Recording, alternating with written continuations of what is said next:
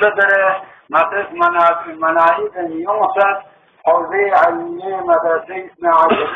کبیر داشتند که تعریف بکنتا در تقوی در این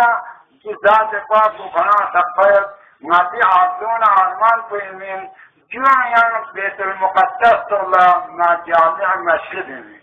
اما جامع مسجد الله احترام یاد یوسف مساجد له احترام یاد مرتا احترام یاد نمزا احترام یاد ده احترام کو بس زندگی به توفیق چنا دو انسان درد دو مسلمان درد دو مؤمن درد دو مؤمنین و مؤمنات مسلمین و مسلمات درد انسان له قول چیاد فعل چیاد